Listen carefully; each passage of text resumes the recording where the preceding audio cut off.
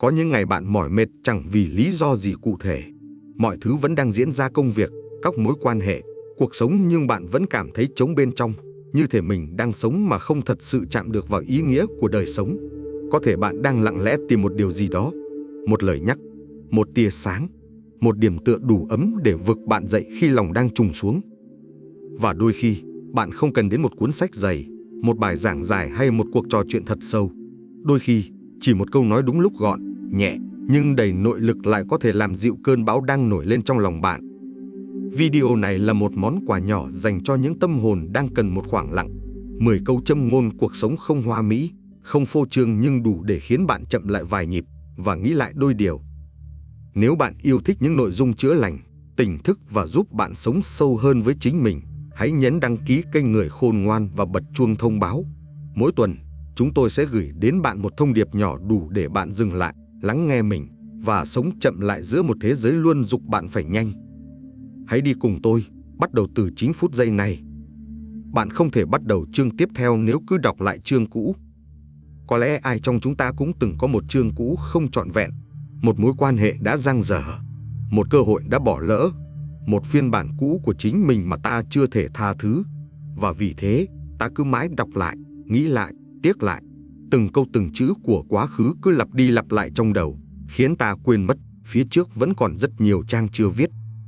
Sự thật là không ai có thể sống trọn vẹn trong hiện tại nếu tâm trí vẫn bị kẹt ở ngày hôm qua.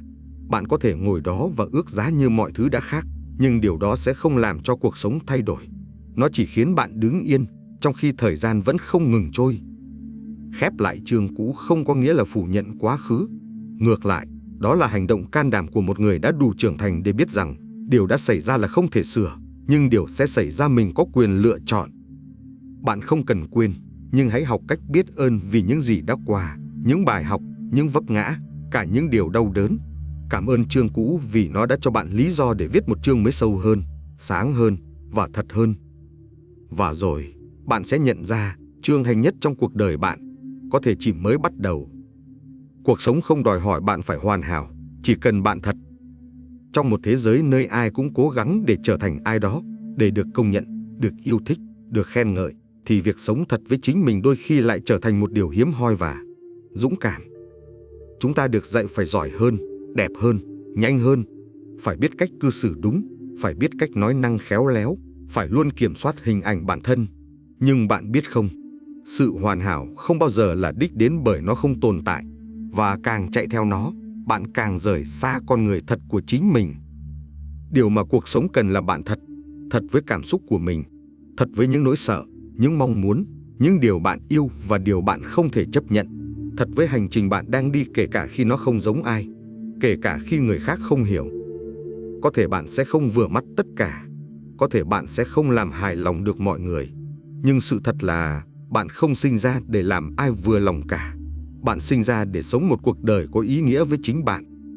Và ý nghĩa ấy chỉ bắt đầu khi bạn dám bỏ lớp vỏ hoàn hảo xuống và trở về là chính mình đầy đủ, không phô trương, không che giấu. Vì trong sự chân thật luôn có vẻ đẹp mà không điều gì có thể làm giả được. Không phải ai đến cũng ở lại, và điều đó không sao cả.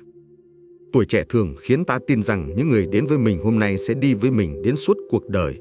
Ta đặt niềm tin, kỳ vọng và cả một phần trái tim vào mối quan hệ đó: bạn bè, người yêu, thầy cô, đồng nghiệp.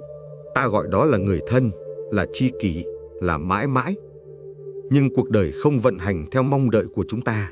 Sẽ có người rời đi, sẽ có những mối quan hệ tưởng vững bền nay chỉ còn là kỷ niệm, và bạn sẽ thấy hụt hẫng, tiếc nuối, đôi khi là tổn thương. Thế nhưng, sự thật là không phải ai đến cũng cần ở lại. Mỗi người xuất hiện trong cuộc đời bạn đều có lý do. Có người đến để mang cho bạn một khoảng thời gian hạnh phúc. Có người đến để soi sáng cho bạn điều bạn từng chưa nhận ra. Có người đến để dạy bạn cách buông, cách tự đứng lên, cách yêu thương mình nhiều hơn. Việc của bạn không phải là giữ tất cả ở lại, mà là biết trân trọng từng sự hiện diện dù ngắn hay dài.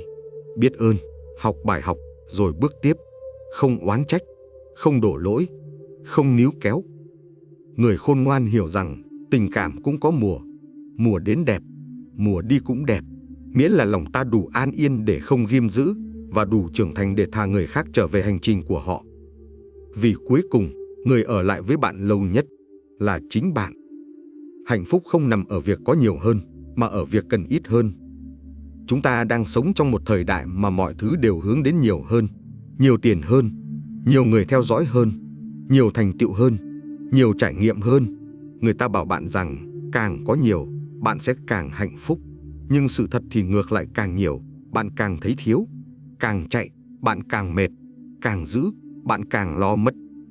Hạnh phúc thật sự không nằm ở khối lượng tài sản bạn có hay những điều bạn thể hiện ra bên ngoài. Nó nằm ở khả năng biết đủ, ở việc bạn có thể sống một ngày yên bình mà không cần cố gắng chứng minh điều gì, ở chỗ bạn có thể ăn một bữa cơm đơn giản mà lòng vẫn thấy tròn đầy, ở khoảnh khắc bạn ngồi im giữa một buổi chiều lặng gió và nhận ra mình vẫn đang sống, và như thế là đủ. Người khôn ngoan không sống để có nhiều, họ sống để cần ít. Họ không từ chối tiện nghi, nhưng họ không lệ thuộc vào nó. Họ chọn sự nhẹ nhàng hơn sự hào nhoáng, sự tự do hơn sự sở hữu, sự sâu sắc hơn sự phô trương.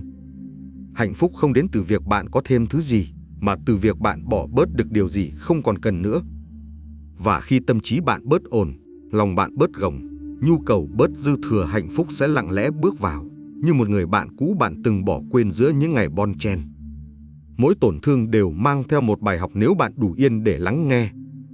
Không ai đi qua cuộc đời này mà không một lần bị tổn thương. Có những vết thương rõ ràng bị phản bội, bị bỏ rơi, bị từ chối, thất bại. Cũng có những vết thương âm thầm, một câu nói làm bạn tổn thương, một ánh nhìn khiến bạn hoang mang, một khoảng cách không gọi tên nhưng khiến bạn đau đến khó thở.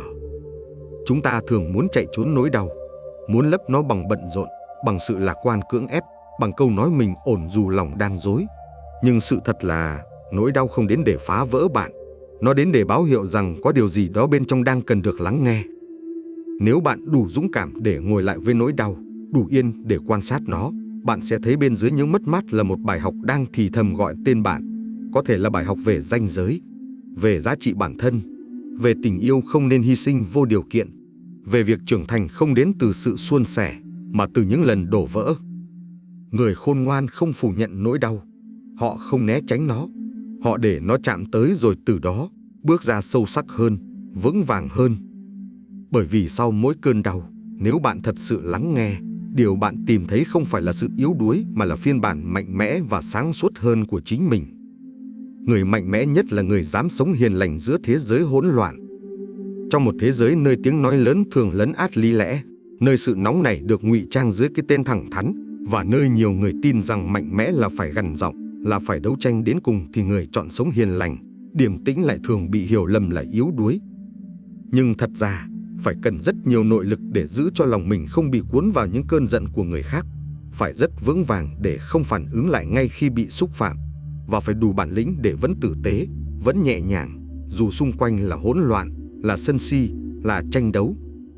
Người hiền lành không phải vì họ không biết tức giận, mà vì họ đã đủ hiểu, phản ứng dữ dội không chứng minh được điều gì ngoài sự mất kiểm soát. Người điềm tĩnh không phải vì họ không có chính kiến, mà vì họ chọn giữ sự bình thản để không làm mọi thứ tồi tệ hơn. Bạn không cần gồng mình lên để chứng minh rằng mình mạnh. Lòng mạnh không nằm ở giọng nói to, mà nằm ở trái tim biết điều gì nên giữ và điều gì nên buông. Giữa thế giới hỗn loạn, người dám giữ được sự dịu dàng của mình chính là người đang nuôi dưỡng thứ sức mạnh bền bỉ nhất, sự vững vàng từ bên trong. Và đó là điều mà không một cơn bão bên ngoài nào có thể cuốn trôi được. Thành công không phải là vượt người khác mà là vượt chính mình của ngày hôm qua. Chúng ta lớn lên trong một thế giới nơi thành công thường được định nghĩa bằng bảng xếp hạng, bằng danh hiệu, bằng việc bạn đang hơn bao nhiêu người. Bạn được so sánh với bạn bè cùng tuổi, với đồng nghiệp cùng vị trí, với người hàng xóm, thậm chí là với phiên bản người khác trên mạng xã hội. Và thế là bạn bắt đầu cuộc đua không có điểm dừng, đua thu nhập, đua nhà, xe, bằng cấp, đua với cả những kỳ vọng người khác đặt lên bạn. Nhưng càng chạy, bạn càng kiệt sức, và đôi khi bạn quên mất điều quan trọng nhất. Thành công không nằm ở việc bạn đứng trước bao nhiêu người, mà ở việc bạn đã tiến được bao xa so với chính mình hôm qua.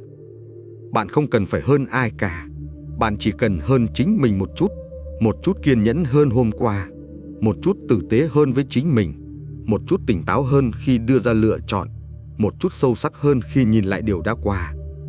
Người khôn ngoan không chạy đua, họ bước đều. Họ không so đo với người khác, họ đo chính mình. Họ hiểu rằng thành công thật sự không tạo ra sự ganh đua, mà tạo ra sự an yên, sự nhẹ lòng, sự hài lòng với chính hành trình mình đang đi.